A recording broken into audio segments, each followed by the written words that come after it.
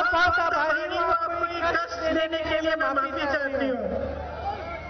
हमारी टीम बड़े बड़े रिकॉर्ड को हासिल कर रही है, बैटिंग में, बॉलिंग में, जीत में।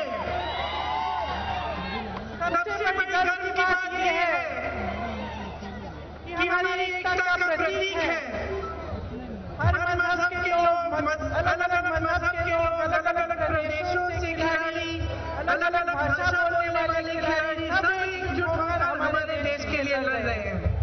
तो आज यहाँ खड़े होकर सबसे पहले तो मैं कहना चाहती हूँ कि हम सब प्रार्थना कर रहे हैं कि एक अच्छी तरह से जीते और उनको बहुत बहुत शुभकामनाएं देते हैं। आपकी तरफ से भी, मेरी तरफ से भी टीम इंडिया को ऑल द बेस्ट।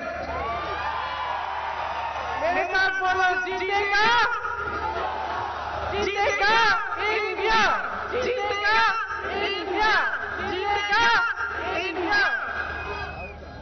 ये महान योद्धा कौरव, भीम जी, रामजी, गोविंद जी और वीरांगना सावरकर जी की धरती है। यहाँ आकर मुझे बहुत बहुत गर्व होता है। आपका इतिहास रहा है कि जंगल और जमीन के लिए आप लड़े हैं, अपने आत्मसम्मान के लिए, अपने स्वराज के लिए, अपने स्वाभिमान के लिए। हमेशा से आपके इतिहास में आपने ये लड़ाई लड़ी है।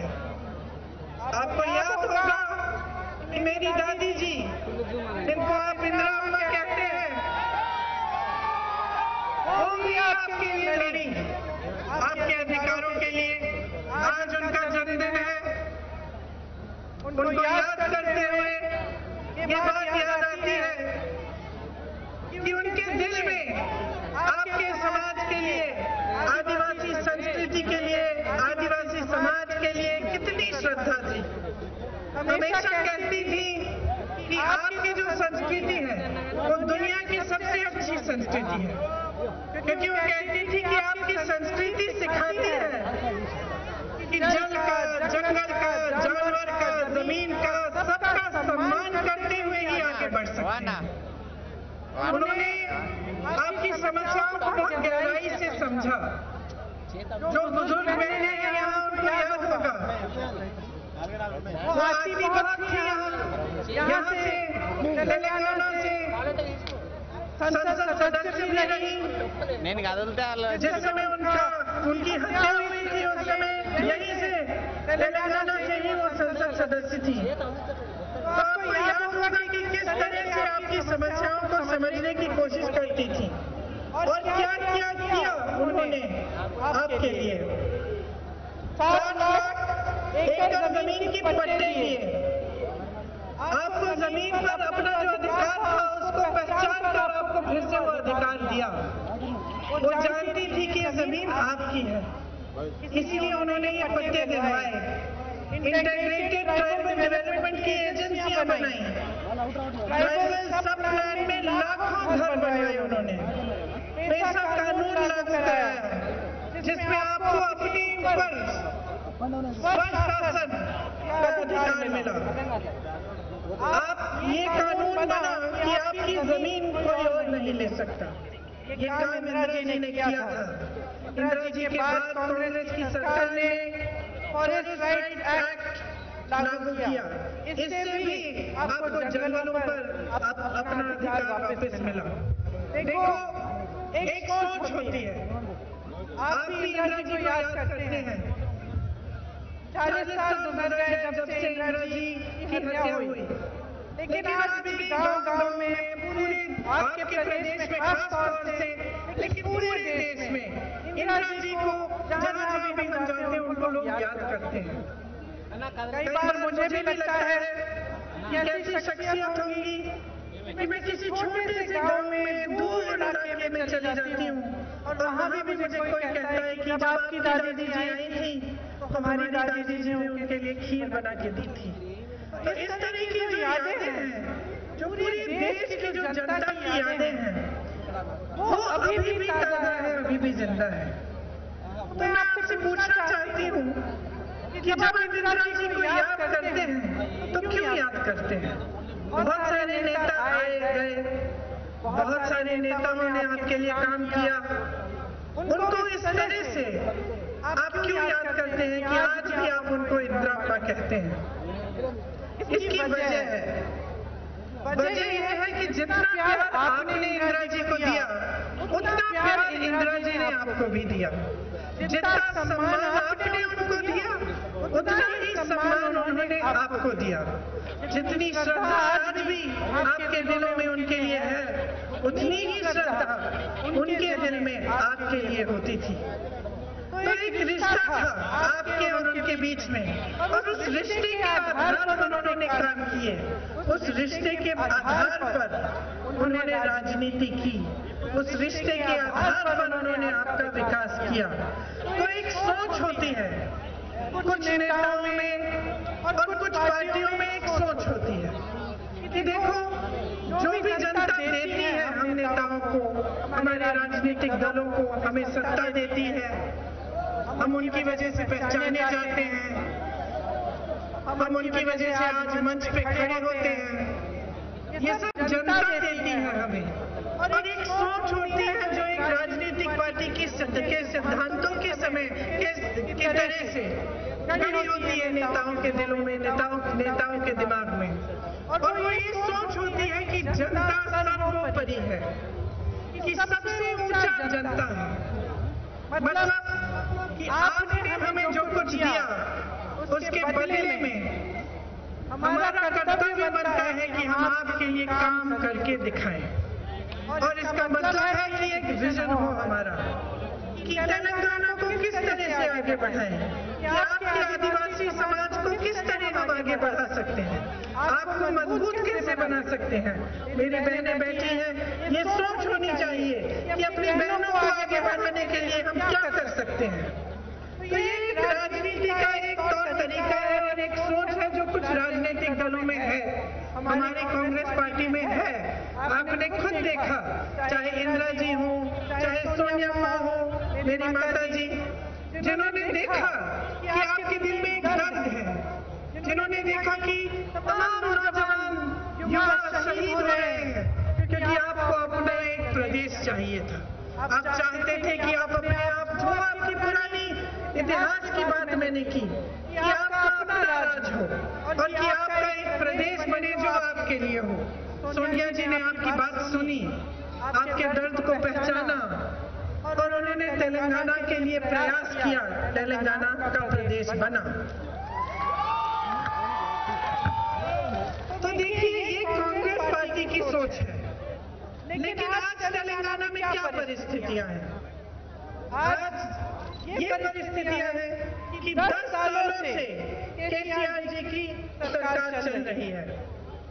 जितने भी आपके सपने थे, आपने क्या सपने देखे थे? आपने विकास का सपना देखा था, आपने सपना देखा था कि जो सरकार आएगी वो आपके विकास के लिए काम करेगी।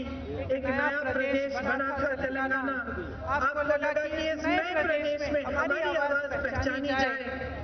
जिन नौजवानों को, जो नौजवान शहीद हुए, जिन्होंने आंदोलन किया, उनके लिए, उनके सम्मान के लिए जो उनके सपने थे वो साकार हो, यही आपका सपना था। लेकिन केसीआर जी की 10 सालों से सरकार चल रही है, ये सपना साकार नहीं हुआ।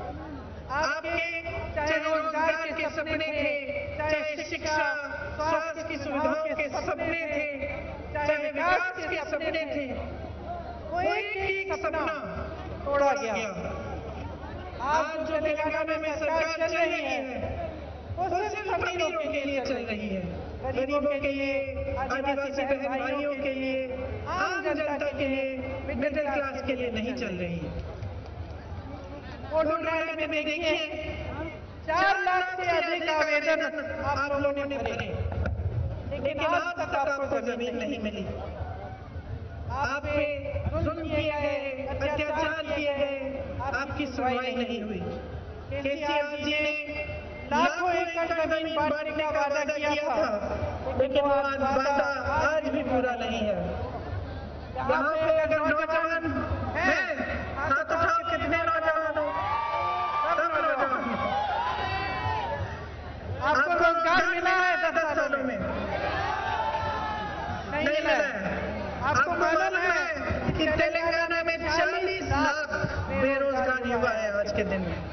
40 लाख बेरोजगार युवा हैं। केसीआर जी कहते थे आपको बेरोजगारी का भत्ता मिलेगा, मिला? नहीं मिला। तो ना आपको रोजगार मिला, ना आपको बेरोजगारी का भत्ता मिला, आपको नौकरी नहीं दे पाए। केवल उन्होंने अपने परिवार को रोजगार नौकरी देने का काम किया है। उनके परिवार का एक सदस्य मंत्री बन गया, लेकिन आपके परिवारों में एक भी सदस्य को रोजगार नहीं दे पाए। आप पढ़ते हैं, लिखते हैं, मेहनत से अपने बच्चों को आगे बढ़ाने की कोशिश करते हैं। कोई खेती करता है, कोई कुछ और जॉब करता है ताकि अपने बच्चे आगे बढ़ पाए। लेकिन बच्चों की फीस देने के बावजूद, उनको प्राइवेट में भी ट्यूशन देने के बावजूद, जब वो परीक्षा करते हैं तो पेपर लीक हो जाते हैं, घोटाले हो जाते हैं। PSC का एग्जाम आपने देखा, आगे भविष्य में सिर्फ अंधकार दिखता है।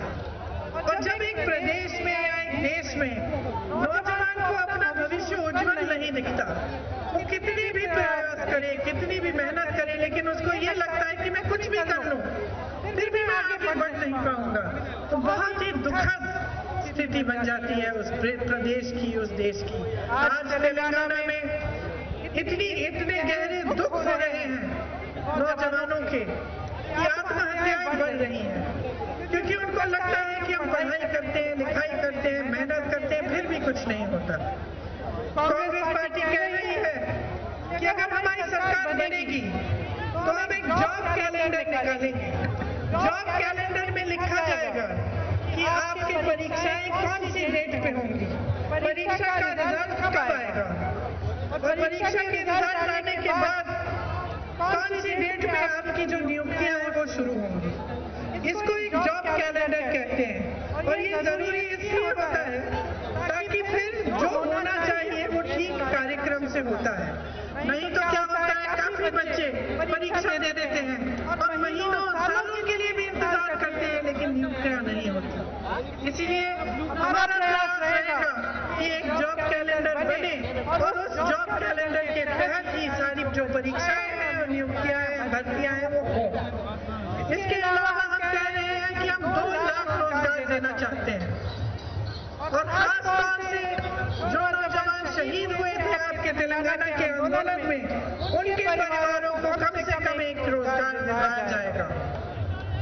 युवा साथियों, एक बात सुन लीजिए, आपको जॉब चाहिए ना, तो इसके लिए एक कंडीशन बनना पड़ेगा कि आप केसीआर और केटीआर को आप जॉब मत दो। अगर आपको जॉब चाहिए तो आपको सरकार बदलनी पड़ेगी। आज पूरे प्रदेश में किसान परेशान है। आपके ऋण माफ करने थे, वो भी नहीं किए। किसान की भी ये परिस्थितियां हैं नौजवानों की तरह कि वो बहुत ही परेशान है। एक तरफ केंद्र सरकार की तरफ से महंगाई बढ़ती चली जा रही है, पेट्रोल डीजल महंगा हो गया है, टैक्स लग रही है हर चीज में, तो आगे बढ़ना, खेती से कमाई करना बहुत ही मुश्किल हो गया है। जहाँ जहाँ कांग्रेस की सरकारें हैं, उन प्रदेशों में हमने किसानों को केंद्र और बीजेपी की जो नीतियां हैं उनसे बचाने के लिए हमने किसानों को के लिए खास स्कीम बनाई है। और हम चाहते हैं कि अगर हमारी सरकार यहाँ आए तेलंगाना में, तो हम भी किसानों के लिए यहाँ पे ऐसी स्कीमें लाएं, ऐसी चीजें करें जिनसे आपकी सहायता हो।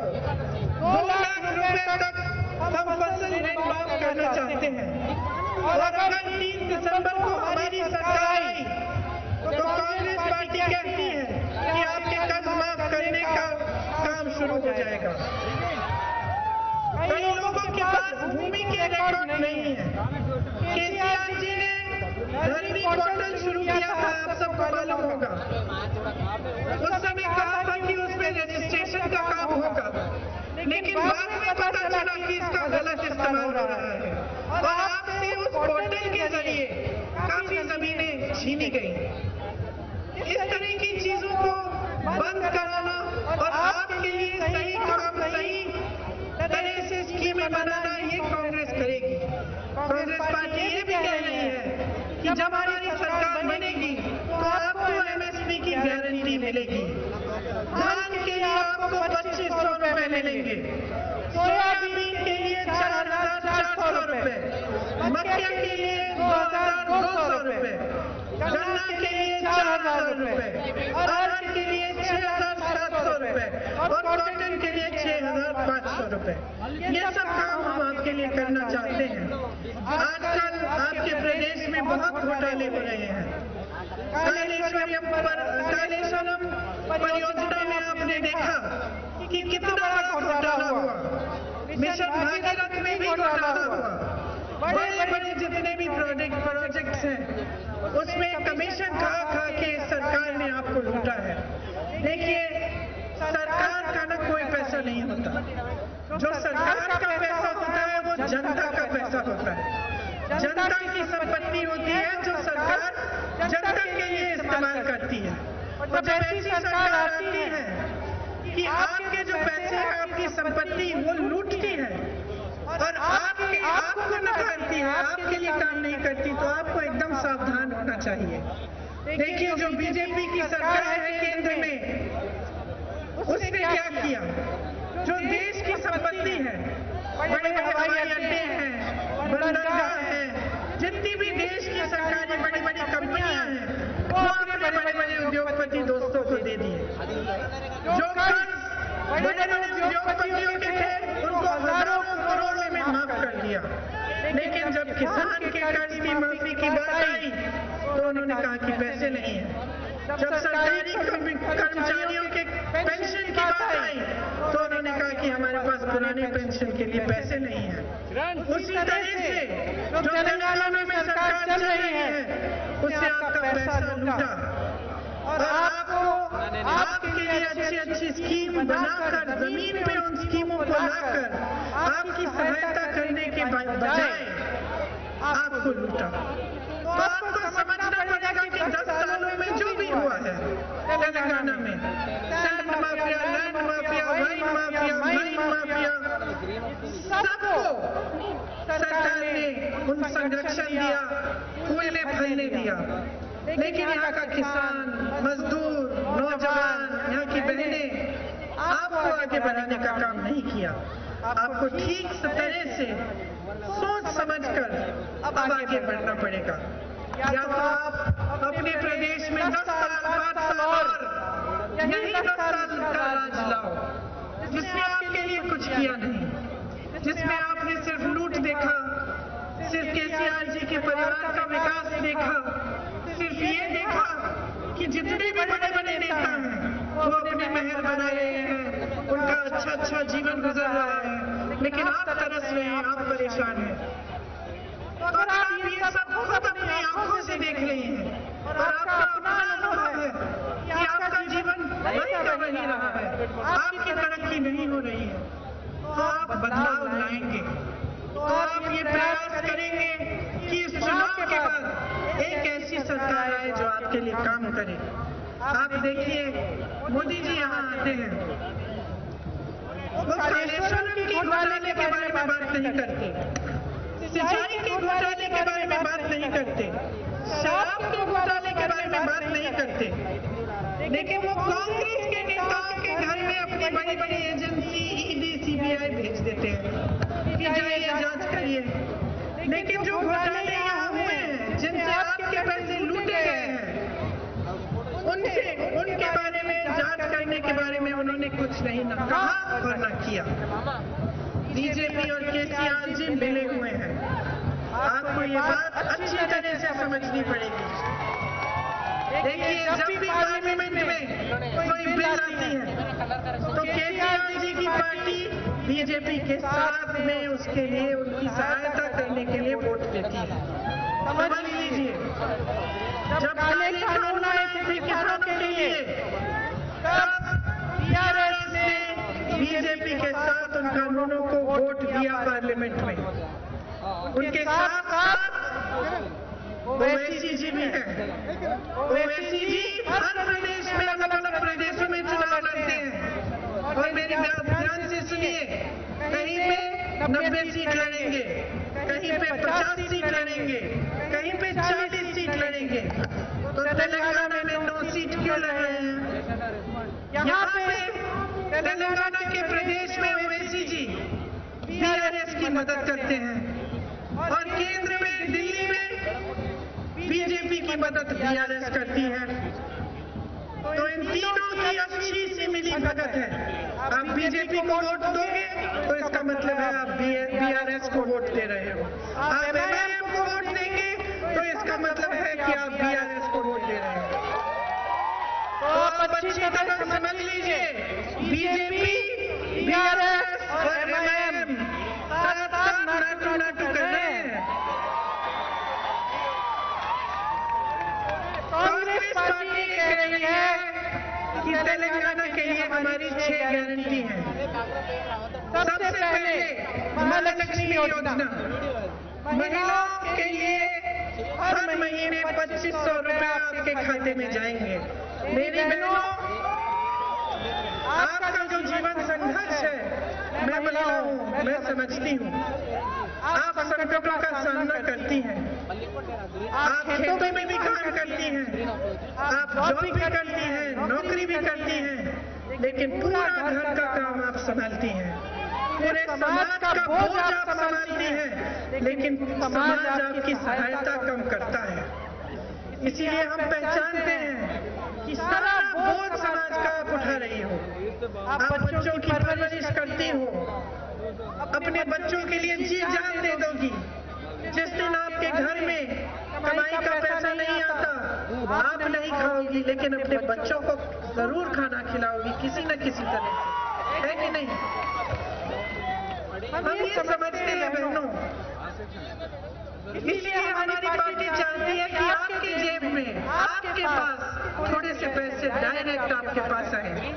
तो हम कह रहे हैं कि आप खाता जब खोलेंगे तो 2500 रुपए जब हमारी सरकार बनेगी आपके खातों में डायरेक्ट डाला जाएगा हर महीने, ताकि आपके पास कुछ हो जिससे आप भी अपने पैरों पे खड़े हो पाए। 500 रुपए में आपको सिलेंडर दिया जाएगा।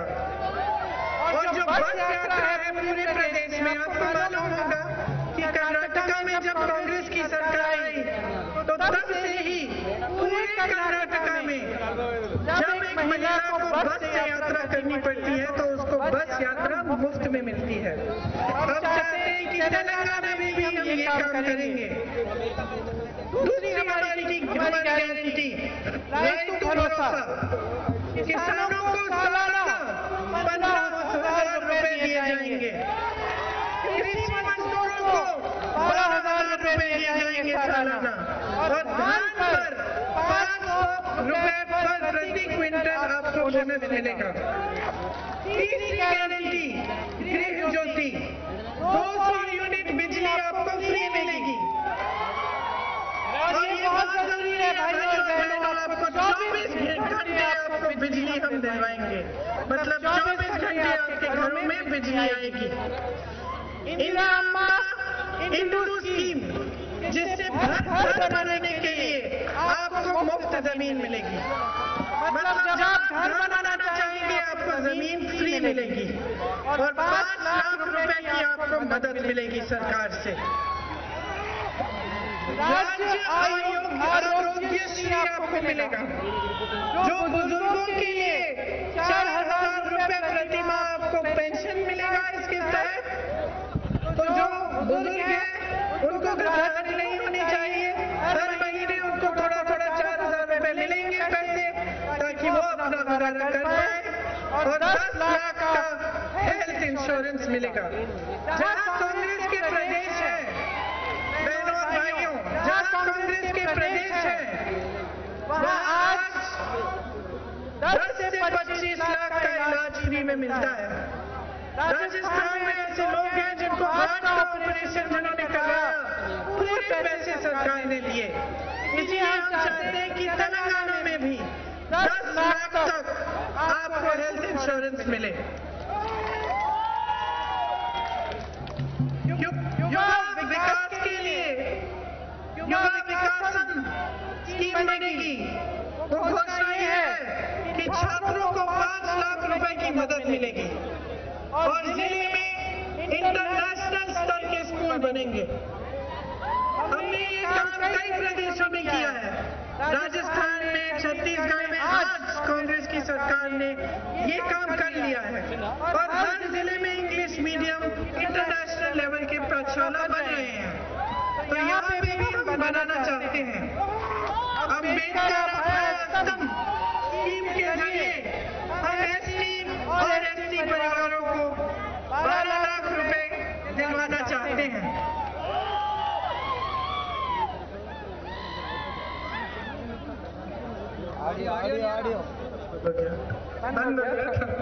देखिए, कांग्रेस की जो बुनियाद है वो गांधी जी ने डाली। गांधी जी कहते थे कि जब तक ग्राम स्वराज नहीं होगा, जब तक गांव के लोग सशक्त नहीं बनेंगे, तब तक हमारा देश स्वतंत्र नहीं हो पाएगा। ये गांधी जी कहते थे।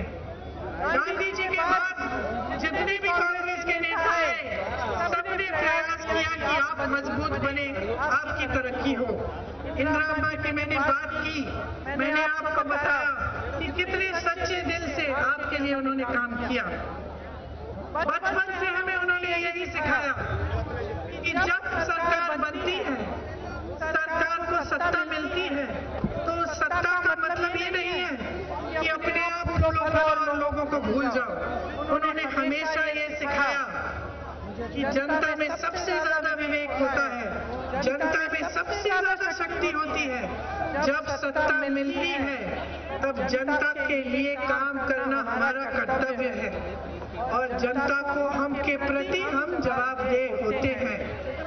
लेकिन अफसोस ये है कि तेलंगाना में जो 10 सालों से सरकार रही है वो अपनी जवाबदेही भूल गई है, अपनी ड्यूटी भूल गई है आपके प्रति। वो जितना भी काम कर रहे हैं आपसे लेने के लिए, आपको देने के लिए नहीं कर रहे हैं। इसलिए बहनों और भाइयों, मैं आपसे पूछना चाहती हूँ, यहाँ आकर खासतौर से आज के दिन जबकि इंदिरा जी का जन्मदिन है, मैं आपसे वोट नहीं मांगना चाहती, मैं आपकी जागरूकता मांगना चाहती हूँ। मैं चाहती हूँ कि जितने भी नेता हों, चाहे बीआरएस के हों, चाहे भाजपा के हों, चाहे कांग्रेस पार्टी के न हों, आप उनको जवाबदेह बनाएं। जवाबदेही का क्या मतलब है कि आप सवाल उठाएं, आप उनसे पूछें कि हमारे लिए क्या किया है तुमने और हमारे लिए क्या करोगे। ये बहुत ही जरूरी है। आज केसीआर जी आपके सामने आते हैं और कर्नाटका की बात करते हैं। कर्नाटका की क्यों बात करते हैं? जब हम ऐसे प्रदेश में जाते हैं जहां हमारी सरकार है, मान लो हम छत्तीसगढ़ जाते हैं प्रचार करने के लिए, तो गर्व से वहां मंच पे खड़े होकर हम कहते हैं कि देखो बहनों और भाइयों, 5 सालों में हमारी सरकार ने आपके लिए कितना काम किया। हम कहते हैं देखो हमने काम किया, इस काम के आधार पर वोट दो। केसीआर जी आते हैं, कहते हैं कि कर्नाटका में ये हो रहा है, कर्नाटका में कांग्रेस सरकार ऐसा कर रही है। आपके सामने ये क्यों नहीं कहते कि देखो भाइयों और बहनों, हमने 10 सालों में तेलंगाना की कितनी तरक्की की है, उस तरक्की के आधार पर हमें वोट दो। क्योंकि कह नहीं सकते बहनों और भाइयों, कह नहीं सकते, क्योंकि उन्होंने आपके लिए सच्चाई से, सच्चे दिल से काम नहीं किया। इसीलिए आज मैं आपकी जागरूकता मांग रही हूँ, मैं मांग रही हूँ कि आप सवाल उठाएं।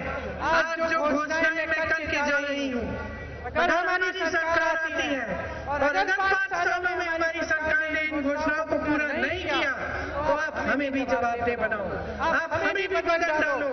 लेकिन आज आपका प्रदेश एक ऐसी मोड़ पे आ चुका है, ऐसी मोड़ पे आ चुका है कि अगर आप बदलाव नहीं लाएंगे तो आप इसी खाई में और 5 साल रहेंगे जिस खाई में आज है। आप यही तमाशा देखते चले आएंगे कि भाषणों में बड़ी बड़ी बातें, बड़ी बड़ी घोषणाएं और असलियत में धरातल पे सिर्फ घोटाले, सिर्फ भ्रष्टाचार और सिर्फ अपना स्वार्थ साधने की बात हो रही है। इस तमाशे को आप बंद कर दीजिए। बहुत देख लिया आपने, बहुत सुन लिया है। अब आपको चाहिए एक ऐसी सरकार जो आपके लिए काम करे।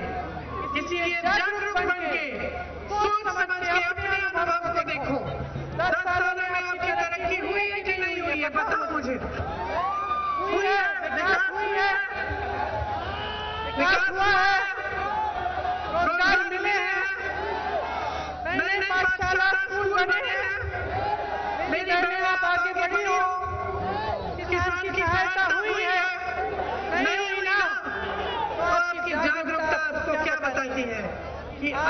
ये 10 सालों में काम नहीं हुआ, इसका मतलब है कि बदलाव की घड़ी आ गई है।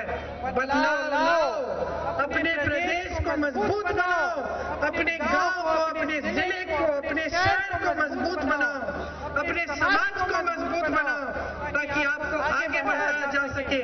और जितनी भी अच्छी अच्छी घोषणाएं जो कांग्रेस का विजन है, जो रोड मैप है आपके प्रदेश के लिए, वो कांग्रेस के नेता आपको बना